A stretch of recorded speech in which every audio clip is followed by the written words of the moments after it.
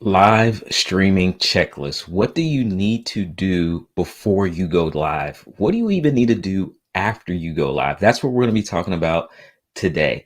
If you're watching live, welcome. Let me know in the chat where you're watching from. If you're watching this by replay, welcome. You're going to be in for a lot of information. So you may want to get out your notepad, especially if you're just getting started with live streaming, or maybe you just need some assistance improving your live stream. So let me shout out everyone that's here live. So again, make sure that you put in the chat that you're watching me live. I saw Bernade was here. Thank you, already starting it off strong with the super chat. So I appreciate you in advance. We're going to be talking about your live stream checklist today. Your live stream checklist, things to do before you even hit the live button, things to make sure that your live stream will actually be the best that it can be before you get into all of the information you want to talk about and things don't quite cooperate. We want to do a checklist before we go into it, like a maintenance checklist. So that's what we're going to talk about today. So I'm going to be riding solo, no guest today, it's just me. But if you guys have questions, definitely put those in the chat and in the comment section. We want to shout out our sponsor, the company that makes this happen, MelonApp. I'm using their platform to go live this evening. Every Monday, 7 p.m. Eastern Standard Time, I'm using Melon. So if you're looking to start live streaming, if you're looking for an easy platform to start live streaming with, check out Melon at melonapp.live. So we want to always shout out them because they make this happen and they give me an easy platform to do it on. So let me jump over here. I got two camera angles today, y'all. Well, actually, I got three camera angles. I'm not going to show off all the camera angles just quite yet, as we kind of talk through some of the, because I want to show you guys some illustrations as well. So I saw Jaleel is here. I see Brian is here on YouTube. I see Lloyd is here. I see Linda is here. I see Manuel's here. Awesome. So I got some regulars in the building. I got some new names as well. Then again, I saw Bernade jumped in. I think she jumped on first. So I'm gonna have to do a contest of who jumps onto the live streams first. If you guys know someone that can get some value from this video, definitely feel free to share it out. We're going to go an hour strong tonight talking about things to do before you go live, your live stream checklist. All right. So make sure that I took my notes so that I can bring you guys this information that I don't want to skip over today, because it's important that when you go live, that you're prepared to go live. Okay. So I've been going live on social platforms since about 2000 and 16, I believe it is, right? And one of the things with going live is you want to make sure that all your technicals actually work before you go live. It's a big deal if your technicals don't work. And so we want to talk about the technicals. We want to talk about some of the thought processes that you want to consider as well, especially being prepared for things to happen if they do happen. So you want to prepare for that ahead of time, and just how to engage with your live stream during your live stream. And then I know one of the questions that I got a lot a while ago was the countdown timer. One question was how do you use a countdown timer? But I like to talk about the benefit of using a countdown timer. So those are some of the things that we're going to talk about today. Let me jump over here, make sure I didn't miss anybody. I see Phil is here. What's going on, Phil? He said, just watched and enjoyed the video with you and Bernade. Awesome, awesome. Yeah, we had fun. Bernade is one of my favorites. She's been hanging with me on social media for a long time. So it's always cool when you guys go back and actually watch the replay if you ever miss any of the replays. Let me make sure. I want to move my chat over here onto the screen so I can see a little bit better. Since it's just me tonight, I can actually move my chat around a little bit. So let me see. All right. Design. Okay. All right. So let's get into this party here. So let me know in the chat as we get started. Do you all live stream at all? Just give me a yes or give me a no if you live stream at all. because I love to tailor the content and the information towards the people that are here and live in real time. You guys know that on YouTube, I also do a lot of pre-recorded content as well, but I like teaching. I like demonstrating. I like showing.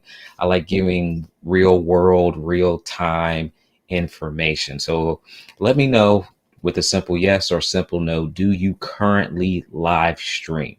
Okay. Just to give me some context of who is in the room. So Alicio is here. Linda says not yet. Phil says yes. Brian says yes. Lloyd says our church does. Innovative Media says yes. Okay, awesome. So live streaming is here, right? It is 2020 going into 2021. Live streaming is here. It's one of those essential parts of businesses. It's an essential part of organizations, nonprofits. That element of live streaming is here. And when you're getting ready to go live, there is some prep work that goes into going live. Okay. It's not just always just hitting the button and going live, right? Now I know some of you all may or be fans of going live directly from your smartphone.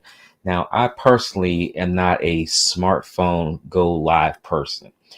But if you are, you can definitely swipe up, go to your app, Facebook, YouTube, LinkedIn, Instagram, wherever you want to go live at, and hit that go live and just look at your phone and go live, right? I like more of the software desktop presentation going live. So using like software like Melon on a computer to go live, right? And you guys are using all kinds of platforms to go live. You're using all types of equipment to go live. So in order to go live, one of the very first things I do, and I try to get in the habit of doing it all the time. Sometimes I have my days where I don't do it, is I restart everything. I start with a clean, fresh slate. So for me right now, I'm going live on my Mac Mini computer, which is hidden right behind the little logo. I restarted that before I hit go live. I restarted it fresh. I closed down all my window browsers, all because you guys know we all have like 20 tabs open, right? So I restart everything. I close all my browser tabs down. I restart everything. I even restart my cameras. Even if I've been using them all day, before I go live, I just reset everything for a fresh restart. There have been times where I've even jumped on Zoom meetings, and on the Zoom meetings, I've been getting ready to, because I do a mastermind every other Thursday. And inside of our mastermind community, I'll go and I'll get logged in, and then all of a sudden my audio might not be working or my video might not be working.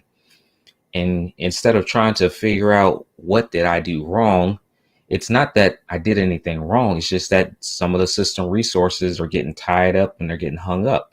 So a simple restart cures a lot. But you don't want to wait until it's time to go live to do the restart. You want to do this restart before you go live. So about 30 minutes before going live, I restarted all my systems, and then I brought everything back up. And that way everything should be working as it should be. Okay. So number one is to reset everything before you go live. Now, this isn't to say that it's a mandate, but I would just highly suggest you do it, just to kind of get some of those issues out the way before they even start, right? What's going on, Steve? See you here on Facebook. Steve says 100% agree with the restart. Everything I do everything I do at about 1 hour before. Awesome. And that's the way I do it too. Miss Roz is here on YouTube. Good to see you. Good to see you. Emmanuel on YouTube says I provide live stream services for conference, so I'm behind the scenes. Deborah says weekly Sunday school lesson. Awesome. Okay, cool. I love the context of who's in the room. All right. So number one thing I do is restart everything. Number two thing that I want you guys to do, especially my people that have not started live streaming yet, is to make sure that you have the right internet speed or enough bandwidth. Okay. Because if you don't, it's going to cause issues. Now, there are a lot of recommendations on how much speed that you need, but the key thing that we're looking at is that upload speed. Okay. not the download speed, upload speed, because we have to send our video, we have to send our audio. Sometimes we have all these fancy illustrations on the screens. We got to send all this data up to the internets of the world and let them come back down. But we need to send it up. That's the main part of this for us as the person that's producing the live streams. And so 10 megabits is really what I'm looking for. You can get away with less. Like I've done streams at 8, but one of the things you really want to consider is that environment that you're doing that live stream in, because if you're sharing your internet bandwidth with a lot of people, that 8 megabits, that 10 megabits that you think you have is not really all yours. It's being shared with other people. And that's going to degrade your video quality, your audio quality being distributed to the person that you want to see your live streams. Now, in our church worlds, our organizations, you know, a lot of us have access to the internet where we can set up separate networks that allow just us to have that access. And then other places, like if you're streaming from a hotel where you don't have that access, to make sure you have a dedicated amount of upload speed, you definitely need to know what you're working with, because that will hamper your video from even getting up to the cloud. One of the sites that I like to use is called speedtest.net. And speedtest.net allows you to see what you're working with. Okay, so I'm gonna see if I can pull it up here, because I haven't done screen share in a while. So I'm gonna type it in here, and I do know my workaround.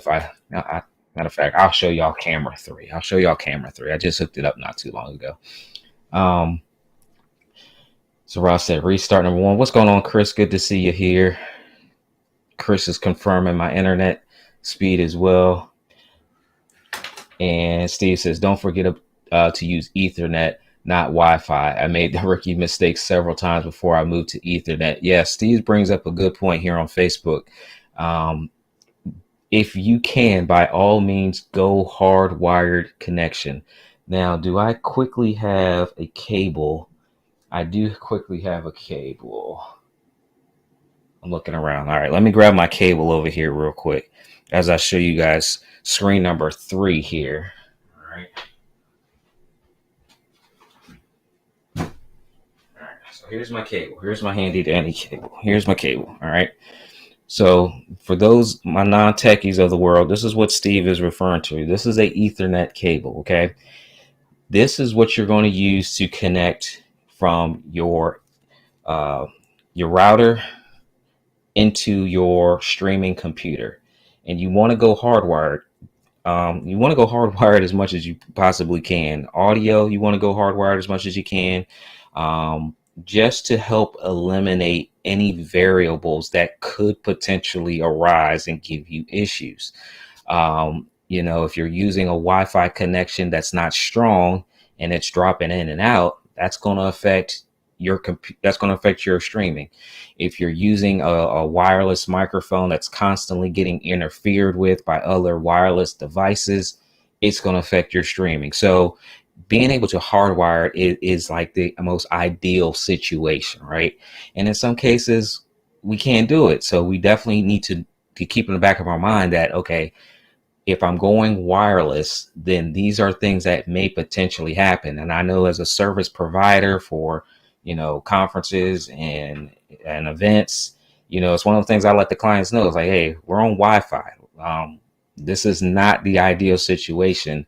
Potential things could happen. And so one of those backup measures that we always have in place is just recording, right? Just in case the Wi-Fi does drop, we have some type of backup recording in place. Okay. But this is a cable this is your Ethernet cable, and these comes in different sizes. Check Amazon for different sizes for these cables. And I have a lot of these. This is a Cat 7 cable. And I have these running pretty much everywhere inside of here. And I'm going to be actually running it to one of my cables back there, to that camera that you guys see back there. It's called a BZB Gear camera. And that allows me to bring it in on my network. So even that camera is going to be hardwired into this whole setup. So right now I'm not using anything wireless to go live. seldomly you guys will see. If I'm walking around the room, I'll use a wireless microphone to give me that flexibility, and that'll be the only wireless device that I have. But even then, if for some reason that wireless microphone wants to act crazy and doesn't want to work at all, my wired microphone is my backup, and it's like ready to go by on a quick standby. Okay.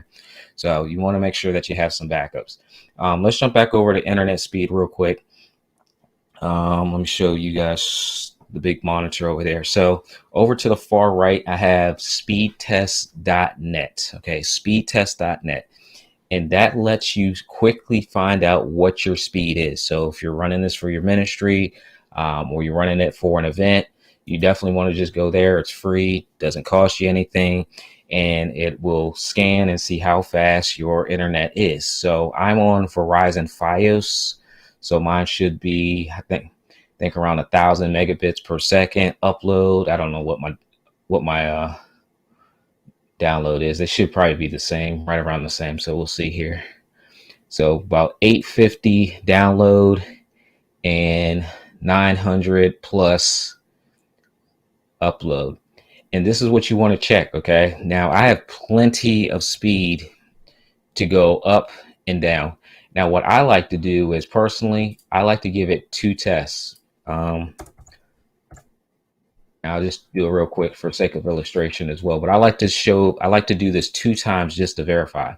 Now, I would definitely take this information that you're getting from speedtest.net and verify with your internet service provider, your ISP, that you're getting what you paid for. Okay. So if I know that I'm supposed to be getting 1,000 megabits per second, and I'm not getting that, I'm going to go to my ISP and check that, especially if you're paying for lower speeds. So let's say that you're paying for 20 megabits upload, right? And if you take my recommendation of having at least 10 megabits upload, well, you don't have a lot of wiggle room. So you really need all 20 of that you're paying for, right? So if you're running a speed test and you see you have 5 or 8, go to your service provider and make sure that they're giving you what you're paying for. Because when you need a live stream and you think that you have a certain amount, but you actually don't, that's going to be a big deal. So make sure that you check on that, right?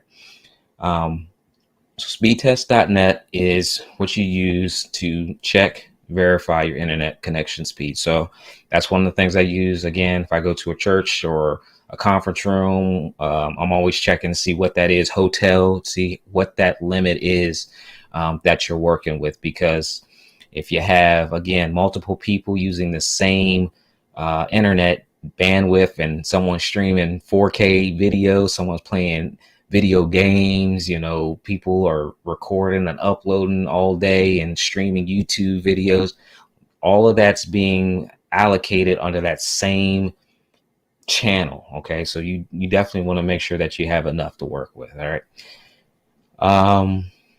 Deborah says, I agree. Use only Ethernet for live streaming. My wife is on here. Good to see her as always. I don't think Carmelita will be on today because I know Carmelita's at the conference down in Orlando. So I will catch her next time. Steve says on Facebook, what are the ideal upload and download speeds again? So for me, at a minimum, upload would be 10 megabits. I would like all 10 of that if I could, but I've been able to work with 8 with no problem. But again, if it's a shared 8 or a shared 10 megabits, then that's where you can begin to run into some problems. So even nowadays on your mobile devices, I've gone live from my computer outside of my environment and been able to use my hotspot, my cellular service hotspot, and have plenty of bandwidth to go live. It's not my ideal situation to use my phone and rely on my cell phone service provider to go live, But if I'm in a strong enough area where I have a strong enough signal, then I sometimes have used my phone rather than use the internet of the hotel just because I trusted this little bit more. And one of the things, Chris is on the YouTube side with me, like we believe in having like redundancies and backups. So if I know I'm stuck with Wi-Fi in a hotel, I will have my phone on standby because that's going to be my backup service provider to get back online and to go live. So at least 10 for upload, and then download. I really don't even have a number because I've never been in an environment where the download is extremely slow where I need it now. At least 10 again, but I don't really look at the download speed because the upload is 4, 5, 6, 8 times more important to me than that download speed is. So I hope that answers your question. Steve says he's getting 895 upload and 660 download. Yeah, so you got plenty of bandwidth. You got plenty to work with. So everybody in your household could be streaming, and that you wouldn't even be affected by it. And that's what I like to have is like plenty. Same thing with like Chris. Chris has a house full of people, a house full of devices. So if everybody is live streaming, but he's got to do this paid live stream and he has to show up, he still has that enough bandwidth in there. He says backups on backups. I have T-Mobile and AT&T just in case one is in a bad area. Yeah, and I have AT&T, and it's funny because there's a certain place when I leave the house where I always have bad reception. It's it's a drop zone. And if there was ever to be a conference that I had to work at the hotel at the bottom of the hill, I couldn't rely on my cell phone because I already know the reception is going to be bad. So I would personally like recommend for people not to have the meeting or the conference at that hotel because it's just too hard to try to have any type of redundancy built into it. So a lot of factors go into this, right? But if you're at home, you already know what you're working with on a regular basis, right? So, but main thing is make sure that you're getting what you paid for. Okay. Before we go on to the next one, let me make sure we shout out MelonApp again. This is the platform that I'm using to go live. You guys see it on the screen here, and both directions there. Live streaming platform makes it super easy to go live. And that's what I'm using every week to show up here. So I appreciate them for making this all happen, being a sponsor. That way we can get through this information, help you guys out with your live streaming, help you guys out with everything that you're doing when it comes to the video and the audio part of it. Well, I won't say the audio part. Y'all talk to Chris on YouTube for the audio part of it. But I can help you a little bit on the audio, right? All right, so let's get on to the next one here. So, man, time is running by fast today. Okay, if you've ever live streamed before, sometimes time either goes really slow or sometimes time either goes really fast. So, having a clock, it's not.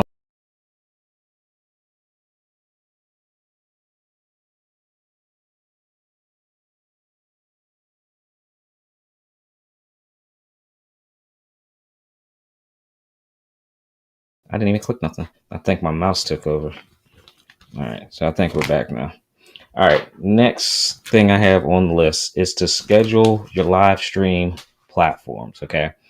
So if you know that you're going live at a certain time, you want to schedule it in advance the best you can. And more so for the audience, right? So I know that I'm going to go live at 7 p.m. every Monday, and I'm going to schedule my live streams in advance. Now, I probably could do a better job and schedule like 2 and 3 days in advance, but I typically schedule it the day of in advance. And one of the benefits of just scheduling in advance is that your audience knows to show up. Okay.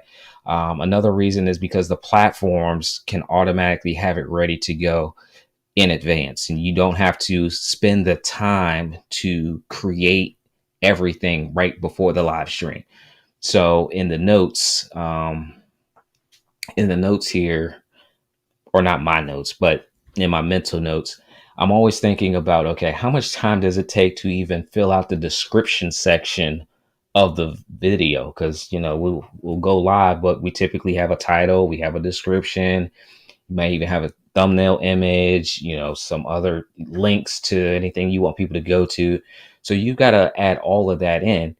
So I don't try to go live like 5 minutes before going live and thinking, okay, I got to type up all this information to put the links up there, to put all the text and the verbiage up there.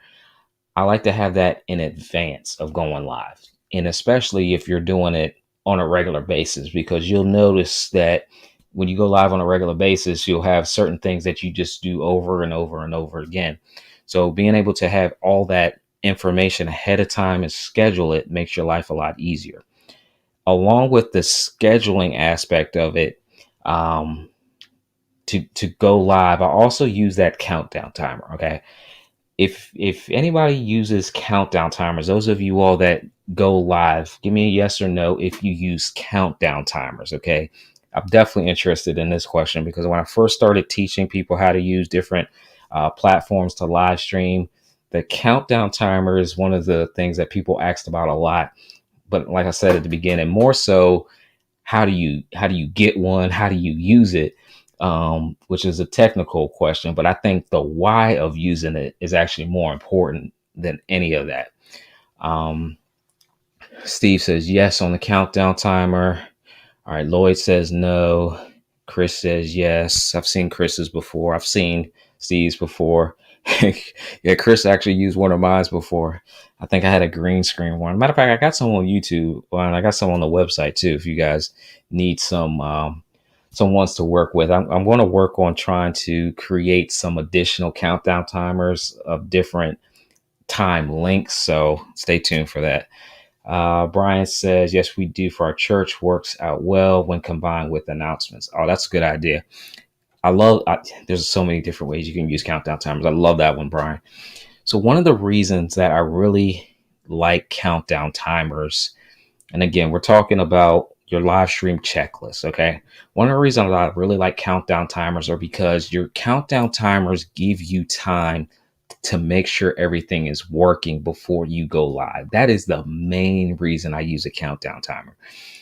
So when you hit go live and you're an audience viewer, okay, or when I'll say when the person that is going live hits go live, it is live. Okay, they hit go live, your video is live.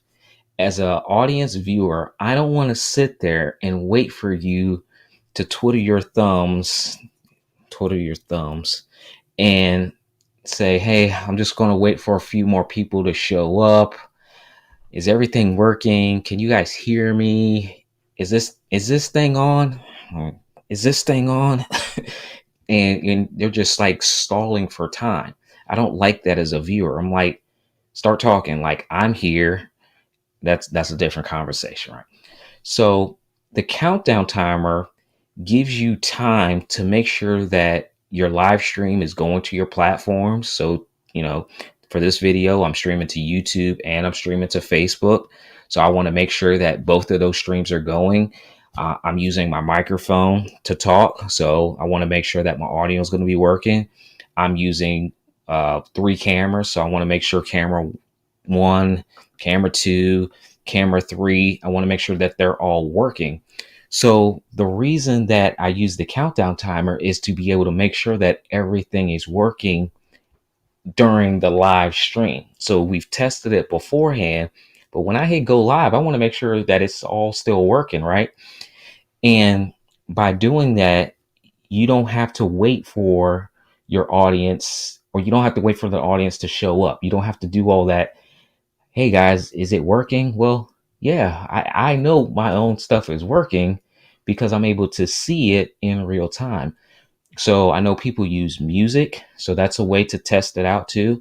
Brian said he's running announcements. So if you're doing something during your countdown timer, that's your validation that everything is working. The audio is working, the visuals are working, right?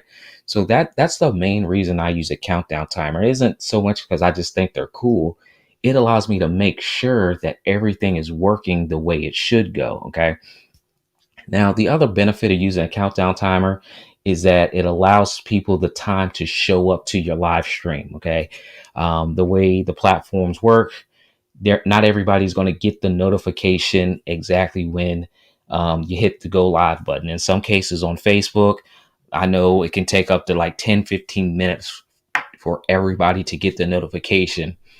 And even when I live stream, I know that the majority of my audience will come in about 20 minutes into my live stream. Like I look at the charts like YouTube, I can see the charts that the majority of the people came into this live stream at 7:20 p.m. So literally from the time I had the countdown timer, 20 minutes into the stream. So it actually took 25 minutes before the majority of the people got into this live stream here on YouTube. So I'm looking right at the numbers. So the countdown timer allows the time for the notifications to go out and those audience members to begin to show up as well. So that's another benefit of the countdown timer. But the main one is just to make sure that everything is working the way it should be working. Okay. If you guys have questions, definitely let me know in the comment section, either on Facebook or on YouTube. Steve on Facebook says, I'm checking the different platforms and it gives me and the guest a buffer. I'm also adding some notes and or potential questions. Yeah. One of the things that a buddy of mine did, I can't remember the platform offhand, but it was a game. So during his countdown timer, you were basically playing Bible trivia because he would do like a morning prayer, a morning hangout per se. And even in the evenings, he would do it too. But during the countdown timer, to help engage the algorithms to let people know that, hey, there's a live stream going on and it's popular, it was a game that was being played. So it was almost like, I can't even think of the game back in the day. What's the game? Who Wants to Be a Millionaire? If you guys remember that, y'all give me a yes if you remember Who Wants to Be a Millionaire. So on Who Wants to Be a Millionaire, there's a question, right? And then you had A, B, C, or D. And this game is what he had playing before he went live. So I think it was about 5 minutes, and people would see the questions as they're getting ready to jump on the live stream and begin to watch, and they would answer the questions. So you see A's, B's, C's, and D's in the chat, and it would help fuel the platforms to let the platform know to pass this out to more people because the stream is highly engaging.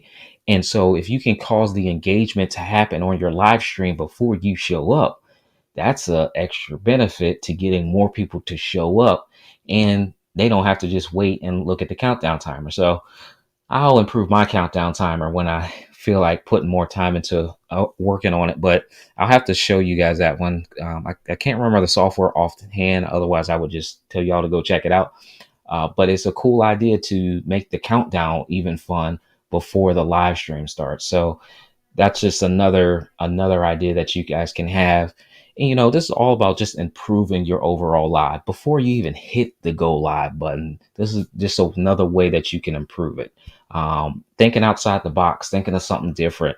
One of the reasons that a lot of people found me on Periscope days was because I was just doing different things on live. And it was really to show you what's possible, just how to kind of just think about making your live streams different. You don't have to be the same as everybody else. There are different ways and there's different reasons that you may want to incorporate some things into your live streams, and playing a game before you go live is one of those. I literally saw one guy, he would play a game in real time with his audience as he was talking. Like the way he was able to maneuver and pull this off was just amazing. But he would literally ask the live stream audience a question and have them answer. And because so many people were like typing in their answers, the video just got so much traction because everybody was constantly typing in before he even really got to the content of what he was going to talk about. So it was pretty fascinating to kind of watch the way he executed on doing a live stream on video. And back then it was on the Periscope days. So it looks like you guys remember the Who Wants to Be a Millionaire. So that's awesome. That means I'm not too old. Brian says, interesting. I might try that, asking random questions like best song by a popular gospel artist. Yeah. So different things like that can definitely help engage the live stream. What's going on, Andre? Good to see you over there on Facebook. All right. So I've gone through some notes on what to do before you go live, your live stream checklist. So reboot, start fresh, check your internet speeds, make sure that you got enough to work with, schedule your live streams before you go live, and then using a countdown timer. All right. Carmelita, she made it. She made it. Carmelita, I know you are working this weekend, but she made it. Awesome to have you here. Now, one of the things that Steve mentioned on Facebook was about guests, having guests. And I actually wrote that down in my notes because I wanted to make sure that I talked about that today as well. Because having guests on your live stream, I think it's more people should think about doing it if especially if you're doing it like on a professional or business level. Having guests on your live stream, it makes it more fun, it makes it interactive. And if you don't do a lot of live streaming, it's hard to talk for 45 minutes or to an hour if you're not used to doing it. But having guests allows that time to move a little bit faster for you. It allows you to not have to work so hard on live streaming, because you guys know that do live stream, there are a lot of moving parts. So you already got to be the audio technician, you got to be the video technician, you got to be the troubleshooting technician, you got to be the on-screen talent, you have to be the speaker, you have to be the host. Like, there is a lot when you do live stream by yourself. So having a guest helps with that. Now, when having a guest, that guest needs to be prepared just as much as you are before you go live.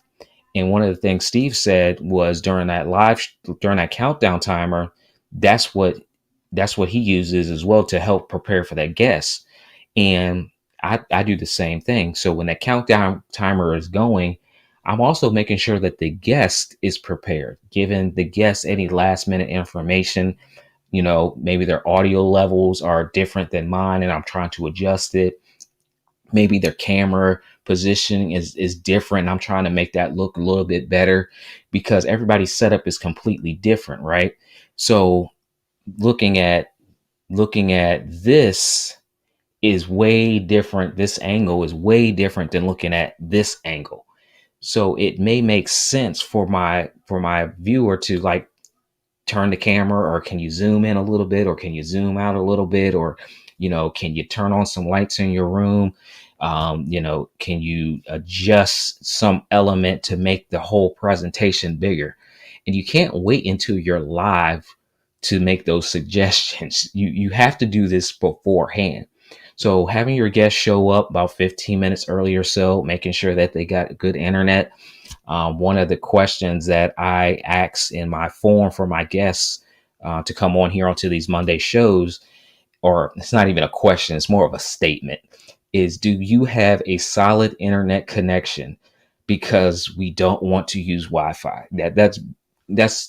That's a generic way of saying don't show up on your cell phone for this interview, because we're not going to be doing cell phone interviews. We want to make sure that we have the best show possible. So if you can't join from, a computer where you have a solid connection other than your cell phone, then let's schedule for another time, because we want to make sure that not only does the host, do a checklist, but we want to make sure that that guest is prepared as well. Because when you add on a guest that's not familiar with live streaming, or they're uncomfortable with live streaming, that's another element that you're bringing in. That's another variable that you're bringing in, that if there's any issues, you're going to have to troubleshoot. If that guest, all of a sudden they knock over their camera or something, now you have to, how do I mute them, and how do I take them off screen and come back and keep talking like nothing happened? Those are things that you'll learn along the way. But before you go live, if you can just say, you got everything straight, your camera good, and you see that they're comfortable, then that you can move forward with that live stream. Otherwise, it would be more beneficial to you to wait a couple extra minutes until everything is straight, rather than just trying to go live and then something happens where you're unprepared for. So the more prepared you are to go live for your live streams, the better off that you'll be during the course of the live stream video. Okay. Um, let's see here. Uh, let me know if you guys have any questions here that I can answer for you guys. Uh, Steve says, quick story. During the countdown timer, my guests lost their camera. However, the audio was solid. So we did the live like an old school radio show. I was on screen by myself with an image of the guests. Everyone said it was awesome. That happened to me one time too, Steve. I was doing something and I, I had a template built in. I don't know if I can kind of demo this to you guys in real time, but I know exactly what you're talking about, Steve. I had a template built and because I would kind of showing people, what you could do on live stream with interviews. And I had built out the template and I just had like these little emojis. I had me as a still picture, and then I had an emoji with the guest.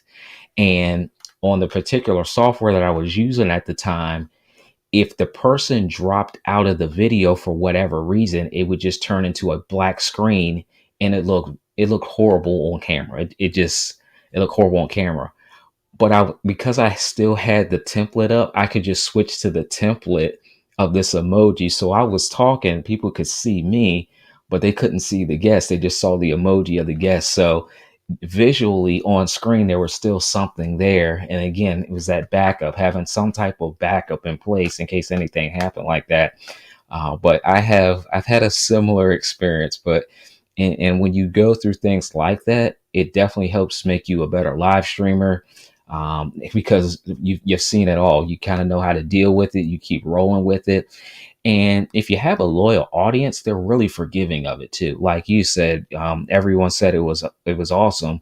Like your true fans, your audience members, like they'll roll with you. And so it's always cool when you have a cool group of people that they understand things happen, right? And if you can still figure out a way to pull it off, and it still looks good, it still sounds good, you can still work with it. That's a pretty awesome story. So I appreciate you for sharing that one. Um, let's see here. Elicio on YouTube says, if you're teaching, are you able to show videos instead of a PowerPoint, or toggle between video and back to PowerPoint? Yeah. So Alicia, you can definitely show videos. So I'm using Melon, and one of the things that I can do is upload videos inside of the Melon platform. So if I'm talking here live, I don't think I have a small video. I may have something on my local hard drive. Let me see if I can do something for you in real time, because I had some little video clips of my nephew's football game that I was going to attempt to edit. And I hope I didn't trash them all, because I had them in here and I might have trashed them. All right, let me see. I got this other video that I was doing for my Amazon Live. Oh, I took that out too. Man, I took out everything. All right, I was going to try to demo something for you. Let me see if I got a clip over here. All right, I got a clip there. And let me bring this into Melon real quick. So I love real-time demos. I think I like real-time demos because being able to show you guys on the fly how you can do stuff is pretty cool. Oh, this video is too big. File. All right, this video is too big. I'm going to use my countdown timer as a demonstration for you, Alicio. So let's say that I'm going live. I'm live right now, and I'm talking, and I don't want to show the PowerPoint. Like you said, you want to switch and be able to show a video. So in Melon, you can upload videos. And so let's say I want to switch over, and I'm going to teach you guys how to count from 30 down to 0. Okay. I can just click on the video.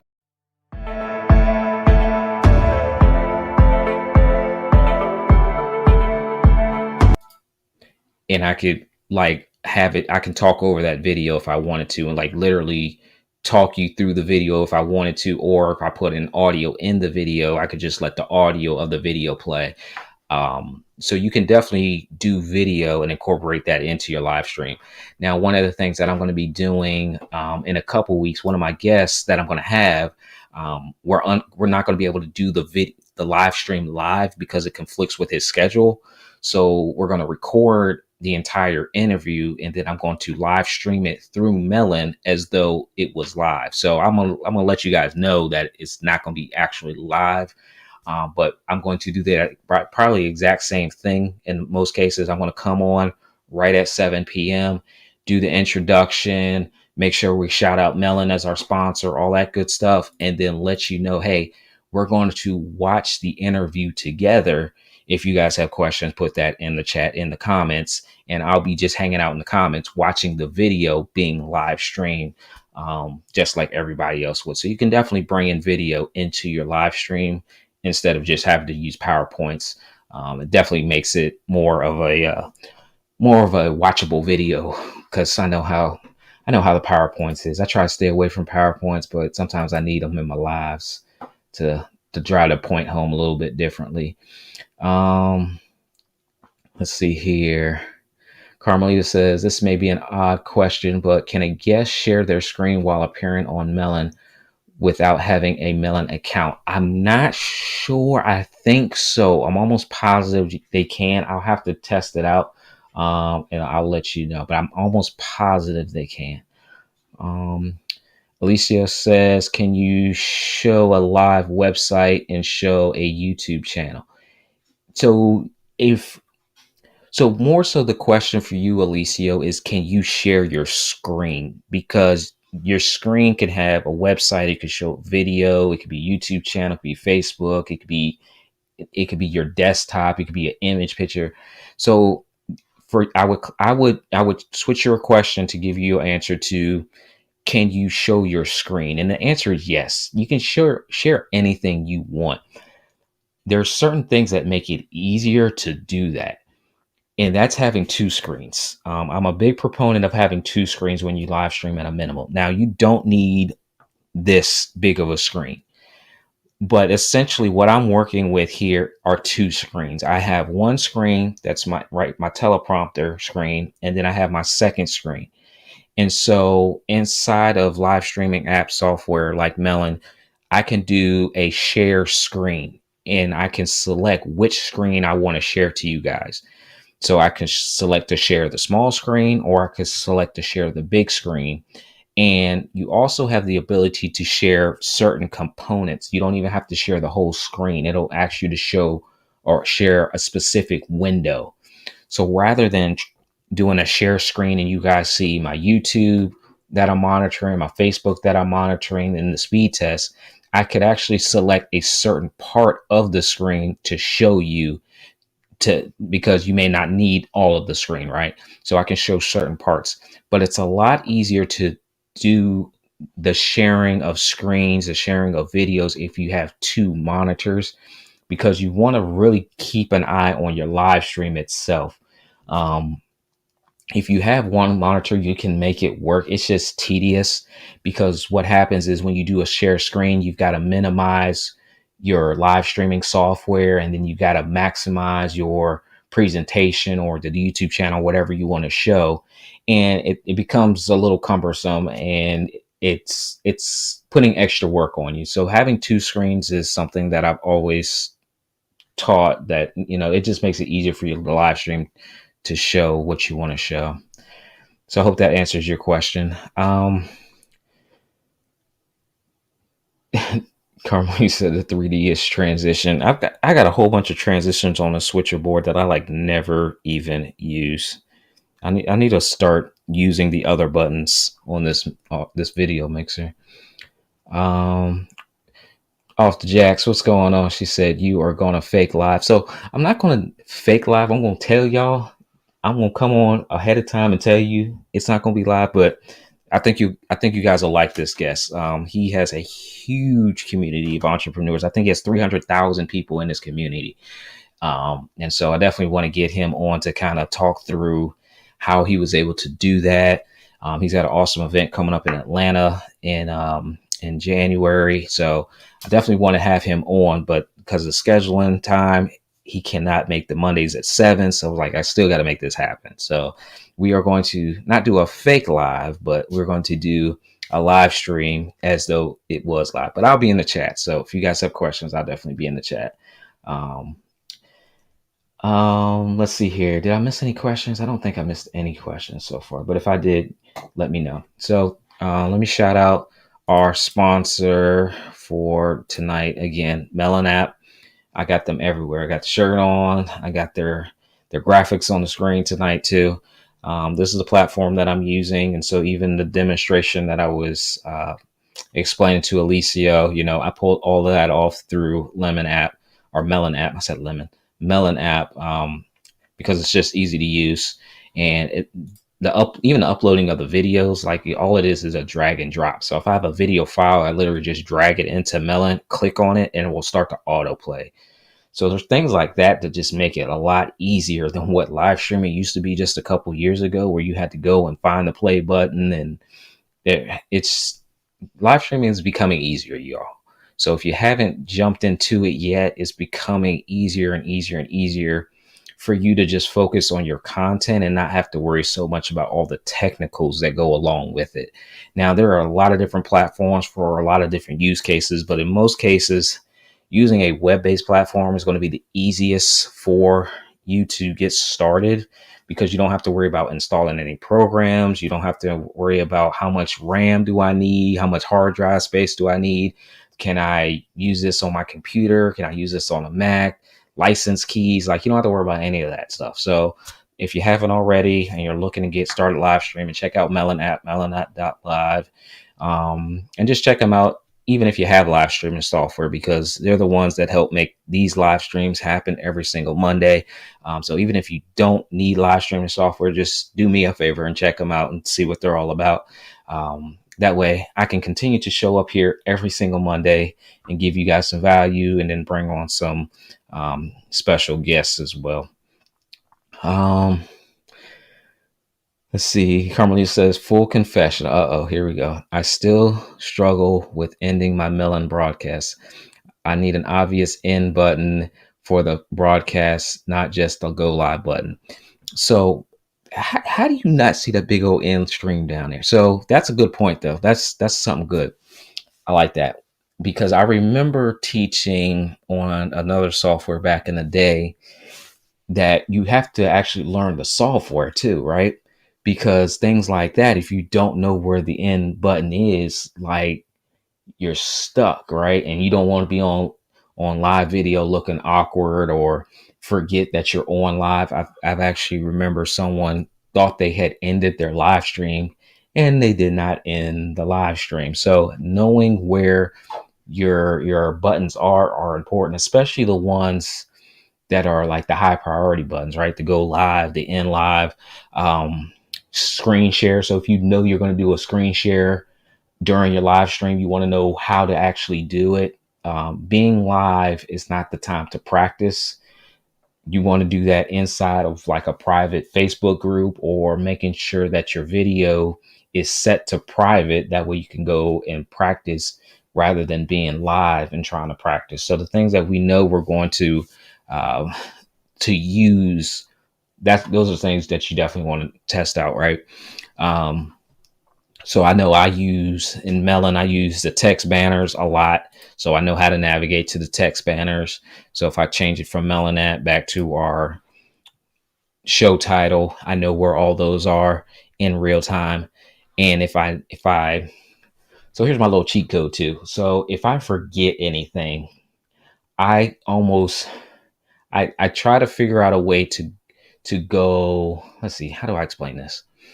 Let's say I want to, like I just did, I demoed something for Elicio that I haven't done in a while because I never do it.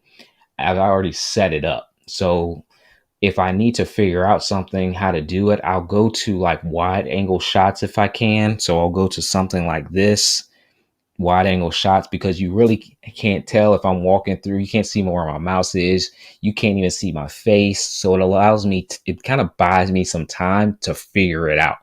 So if I was trying to figure out something in Melon, you guys wouldn't have no idea that I'm sitting back here trying to figure out where is that design thing and how do I change the logo, because this is kind of my behind the scenes camera. So if those of you that have followed me for a while know that I have always had like some type of behind the scenes over the shot camera.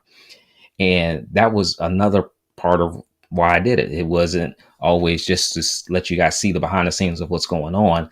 It was kind of my, again, backup. It was my like fail safe. It was my out, where if I was stuck or maybe I was getting flustered or something like that, if I switched over to this angle, well, obviously you wouldn't see the Facebook of me, right? You wouldn't see that of me, but you wouldn't know. So it was kind of my back out plan where I could kind of keep going and get myself back in order.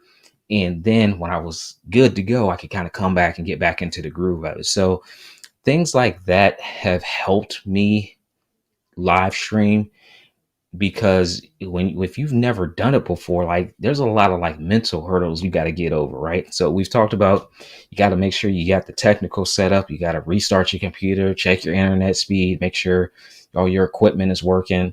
And if something's not working before you go live, that can mess you up. Like my camera should work every time I go live. It should work, right? This camera should work, that camera should work, and the camera behind me should work. My microphone should work every time I go live. But if for some reason it's not working and I'm set to go live in like 10 minutes, that can mess you up. Or if something happens outside of your live streaming environment, maybe, the neighbors are acting crazy, or, the kids are running up and down the hallway and you're set to go live, like your mindset isn't even on going live. Your mindset your mind is focused on something else. So knowing your software in advance is going to be important, because you don't have time to like learn it. You got to get focused back in. So having like these other elements that people don't even notice while you're live, those are things that I like to kind of just help people think about, because, it's cool to have a behind the scenes and okay, here is this and here is this, I can show people stuff, but it's also like, hey, if I'm stuck on something, or, maybe I need to take a drink of water real quick, even if it's that, you guys wouldn't even see it. And then I can come right back on live stream and just keep on going as if nothing happened. So there's a lot of little tricks of the trade when it comes to live streaming. Let's see here. Let me refresh Facebook real quick, because I know Facebook kind of lags on me a little bit when I'm live streaming. Make sure I didn't miss anything over there. And on YouTube, she said, I'll practice. Let me see. Katie Burkett says, sorry, I came in extremely late to your live stream. No problem. You're here. You made it. I will check out MelonApp. ATEM Mini Pro will not let me stream live cash. Looking for alternatives to get our church back to live stream. I'm not sure quite what you're asking there. Only because I've never had issues with my ATEM and haven't really known anybody to have issues with their ATEM that's preventing them from live streaming. So if you could clarify it a little bit, I see you said live cache. I don't know what you mean by the live cache. I'm always restarting my ATEM as well. So I don't have anything that would prevent it, because I have, so underneath my desk here, I can't really show you. I guess I could show you. I just don't feel like doing all moving stuff around. But I have two. If you guys have, if you watch me on Amazon Live, I typically do it sometimes, but I have two power strips underneath this big desk. Okay. So one power strip has the things that I always pretty much just leave on, if that makes sense. Like I'm always leaving on my monitor. I may manually turn it off. I'm always leaving on my Mac Mini. I need my little switcher device. I need my monitor up here, my teleprompter for meetings. So those are connected to one of my long industrial power strips underneath my computer. On my other strip on my computer, I have my ATEM plugged in, these monitors that I use loosely, a couple chargers that I usually loosely use like every so often because I don't use all of this stuff all day, every day. And that's on another power strip, and I'm always turning that off. So that's easy for me to recycle the power and clear out everything because I can just hit the button and turn it off, and my other power strip just stays on for my main day's activities, right? So resetting it would be something that I would tell you to look into. If that hasn't worked, then hopefully, it's just not a bad ATEM. But I've never had anybody that I've, kind of worked with or in the group seen anybody with an ATEM that's not working the way it should work.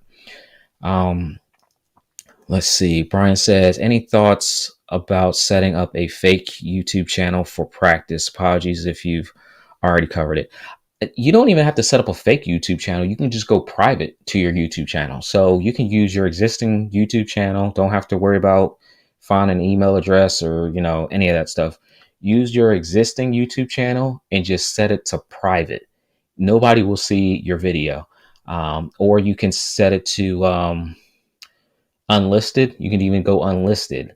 And if you want to share it to a few people to watch you live, only the people that you share that specific link to would even see you. So that's definitely a way that you can do it. So definitely don't feel that you have to go out and create another account just for practice. Just go unlisted or just go private on YouTube. And that way you can get all the practice in under your belt that way.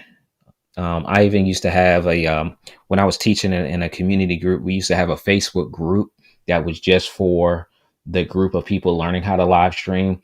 And it was just a private group, and you would have just the members of that group in there. So if anybody saw that someone was going live, you would just kind of go in there and kind of just support them. Because everybody knew that was for practice anyway. So you can go live in there, get accustomed and acclimated to your softwares and just kind of how the live streaming process works. Steve says, great live stream and content. Appreciate you, Steve, for being here. Appreciate the comment as well. Let's see here. Katie Burkett says, okay, cache fills up quickly, even though I have 50 plus upload speed. Not certain why I can't live stream without interruptions to the live stream. Interesting. Are you streaming from the ATEM? If you're streaming from the ATEM, let me know. I have not streamed from my ATEM. I only use my ATEM as a video switcher. I don't come close to using all the aspects of mine. It's literally just my camera feed, so I can switch between cameras. So that could be it. Brian says, perhaps she's streaming at a high resolution rate that the internet bandwidth can accommodate, which is driving the cache high. For example, 1920 by 1080 streaming with 10 megs max upload is risky. Yeah, that could be something, Brian, for sure. I would definitely check. Yeah, if you're streaming directly from your ATEM, I'm not sure, just because I don't do that. Linda says, I'm new to live streaming and using the proper equipment setup. So is OBS still a good option for streaming live? It's a good option for streaming live. I'm big on use cases as well, Linda. So I started with OBS because OBS was free and it was one of the very few platforms that you could actually go live from. You could actually stream from. But now there are so many different platforms that are available to us where OBS isn't really the best option for people.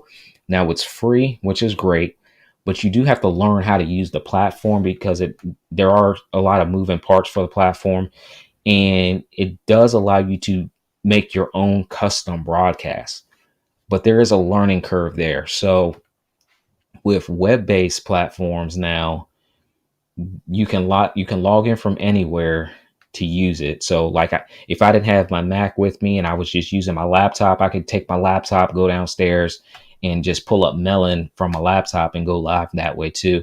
So use cases is big, but free, you have OBS, but definitely you have other options to choose from these days um, that make it easy for you to go live.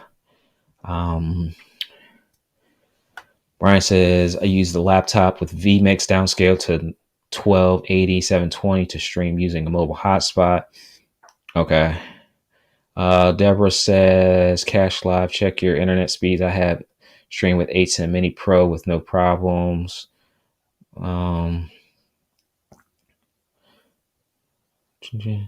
Yeah. Katie says, thanks you guys for the community. Um, Katie, if you are there's a group called what is AJ's group? He has a Facebook group called Modern Media Ministry. Modern Media Ministry, I think it is on Facebook. Jump in there, and then also jump into some of the Black Magic ATEM Facebook groups and pose the question in there too if you still need some support, because that's where I do a lot, y'all. If I run into an issue and I can't find the answers on YouTube, other people may have experienced it before in these Facebook groups. So specifically, there's two like Black Magic ATM groups that are pretty good, where people will like post strategies and how they use it and different things. And then it's a great place to post any issues that you're having too. So definitely check that out as well. All right, man, time flew by quick tonight. Typically when I do live streams by myself, especially because I haven't started doing them again until me and Melon started partnering up, because I haven't been doing a lot of live streams and teaching, and time would go by slow on those first couple, but now like there's speed on pass here. Alicio says, name the top 5 web-based live stream apps, please. So I wish I could, but this whole live is being brought to you by Melon. So I don't want to jeopardize my relationship with Melon. So I'm going to say Melon, Melon, Melon, Melon, Melon. So those are my top 5 live streaming platforms that are web-based. I've used a lot of them. Some other popular ones I've never used before, but I know they're great for what they do. And at the end of the day, they all pretty much do the basics of what you need to get done. Until you start getting into like production software where you install it, you have a lot of flexibility in what you can do. But you're talking like TV production at that point. And most people don't need all of that. They just need to be able to connect the camera, connect their microphone, look at chat, be able to live stream to the platforms they want to live stream to, be able to do some graphics on the screen, interview some guests, hit the record button, upload some videos, be able to do screen share. So I'm going to make sure that I'm going to make sure that I keep showing up for you guys on Mondays at 7 p.m. Eastern Standard Time and say Melon is the best live streaming app for web-based if you want to check that out. Otherwise, Monte won't see y'all on YouTube that often. So Carmelina says, thank you for the Monday sessions. No problem. Pastor Archie is in the chat. Good to see you, sir. Good to see you, sir. Lloyd says, I love it. Deborah says, good answer. Yes, I gotta make sure I try to, and that's part of live streaming too, right? You gotta watch what you say on live streaming too, right?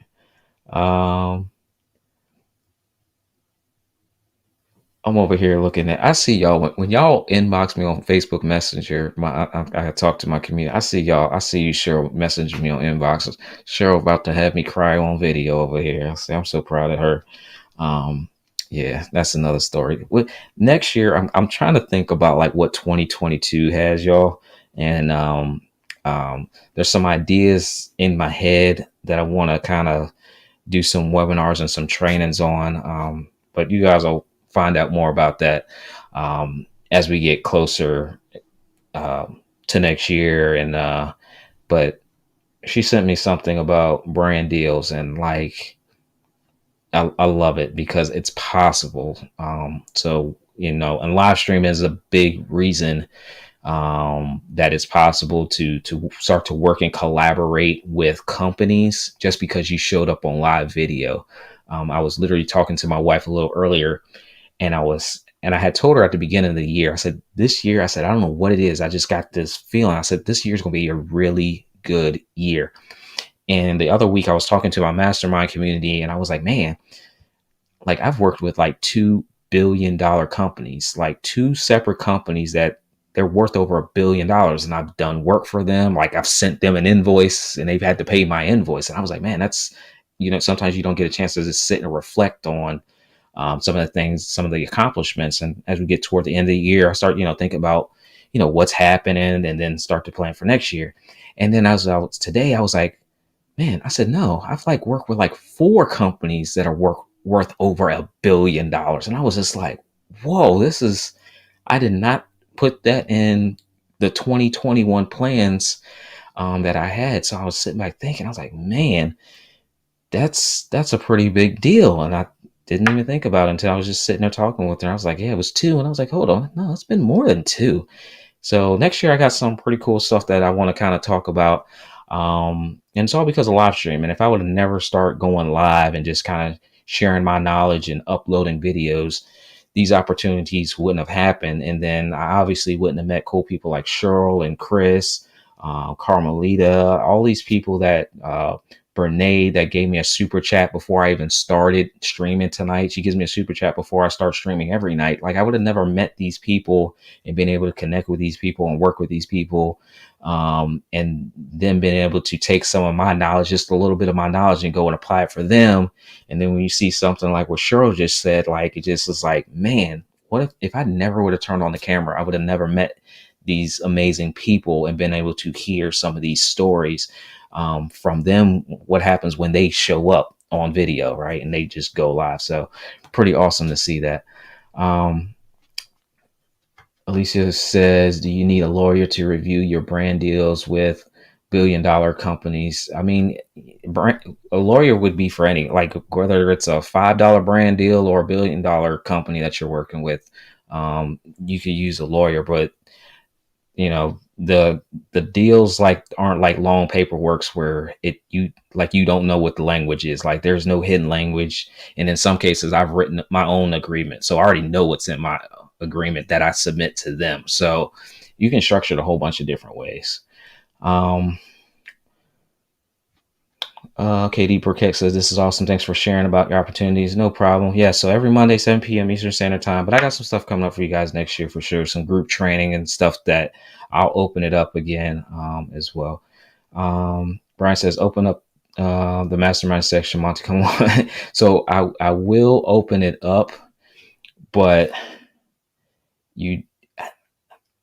it'll be open up. It's very limited. I put it that way because we're very transparent.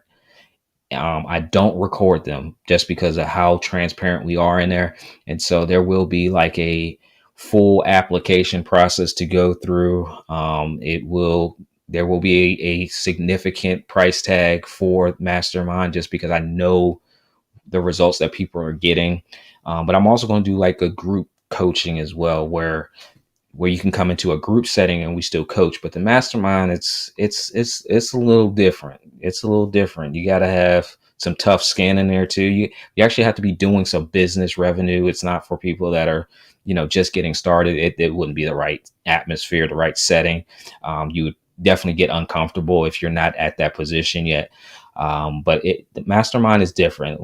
I was actually talking to a Clubhouse coach of mine. And he's having a mastermind setting tonight too. You guys will meet him. Matter of fact, I think he's on next week. So make sure you tune in next week. He's going to be my guest.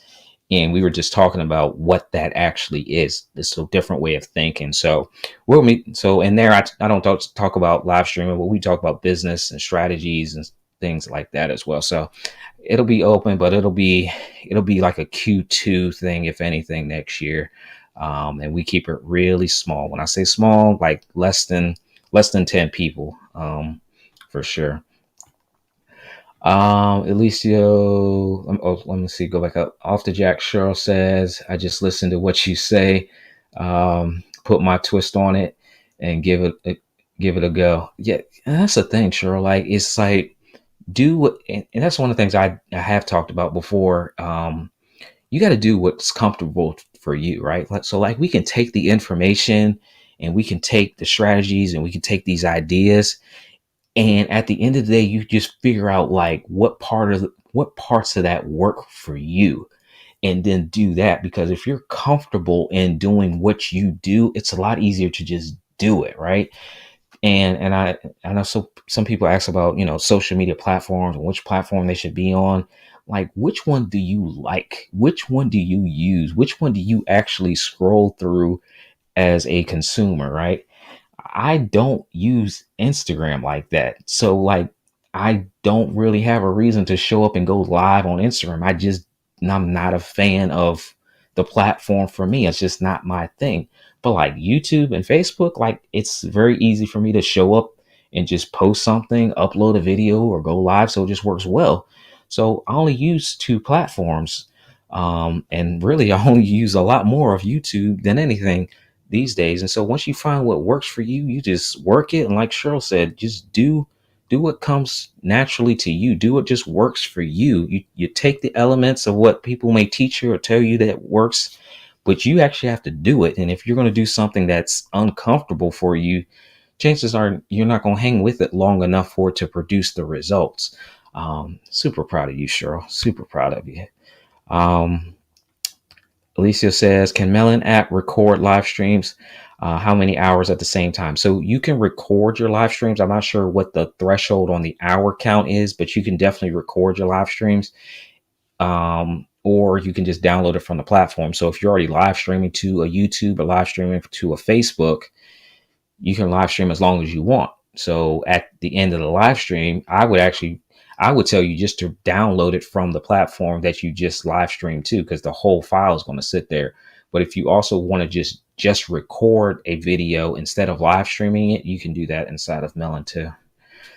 Um, Live production tips and tricks says, hey Monte, good to see you again. Great content as always. Appreciate that. Always appreciate the feedback from you guys that show up here and watch the video. So another one in the books, y'all. Another live stream in the books. So we talked about live stream checklists, things to do before you go live. Reboot your computer, start fresh.